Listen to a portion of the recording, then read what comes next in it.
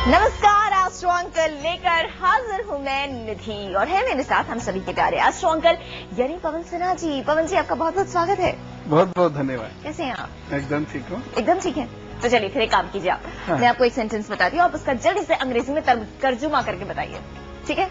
शायद ये मैं पहले पूछ चुकी हूँ लेकिन फिर भी दोबारा पूछती हूँ। गया एक लड़की का नाम है, गया एक जगह है और गया मतलब जाना। गया गया को गया, ऐसा गया कि लौट के नहीं आया।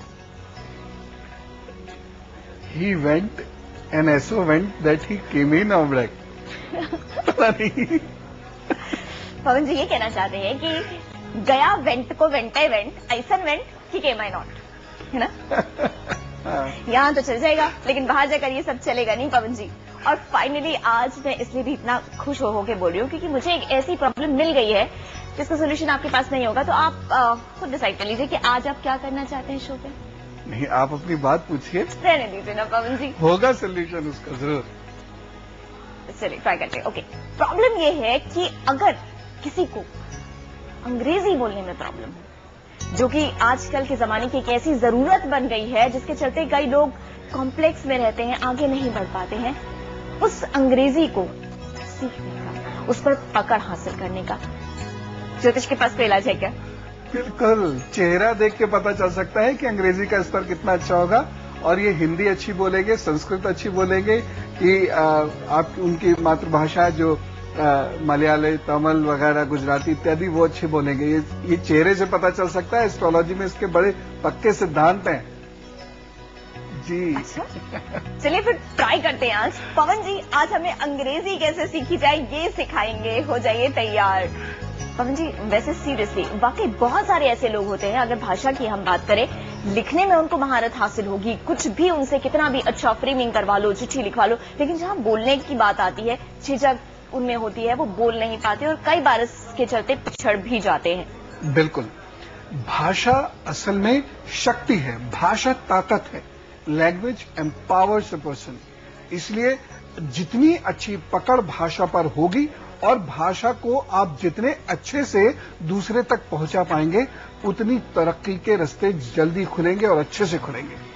अब बात आती है अंग्रेजी की और बाकी जो हमारी अपनी भाषा है उसकी। शनि एक ऐसा ग्रह है जो विदेशी भाषाएं सिखाता है, उसमें पारंगत करता है। बृहस्पति एक ऐसा ग्रह है जो हमें अपनी मातृभाषा में पारंगत करता है।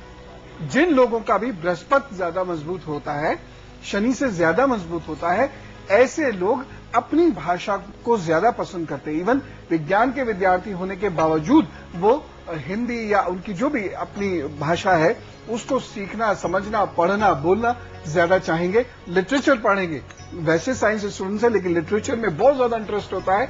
ये होता है बृहस्पति के कारण।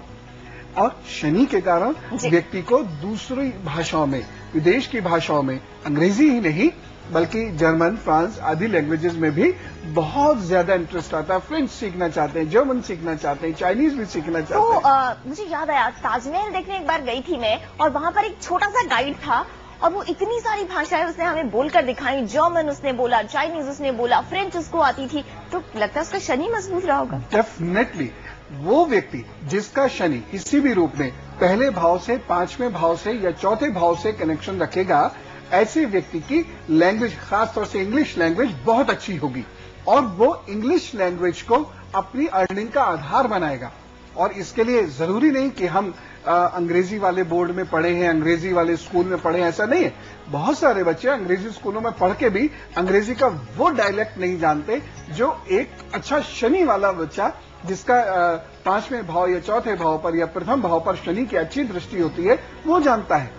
वो जिस तरीके से अंग्रेजी में अपने आप को अभिव्यक्ति दे सकता है, वो हर व्यक्ति नहीं दे सकता जिसका शनि कमजोर हो, चाहे वो उसकी स्कूलिंग कैसी भी हो, बैकग्राउंड कैसी भी हो। वहीं से बहुत सारे बच्चे देखे हैं जो बहुत अच्छी बैकग्राउंड से नहीं है, उसके बावजूद अंग्रेजी में जो उनका फ्लो है, जो पकड़ है, वो अद्भुत है। और उसका सीधा सा कारण है प्रथम भाव, चतुर्थ भाव और पंचम भाव पर शनि की अच्छी दृष्टि हो। या हाथ पर जिन लोगों का शनि गड्ढे में होगा, उनकी स्पेलिंग मिस्टेक्स अंग्रेजी में बहुत ज्यादा होंगी।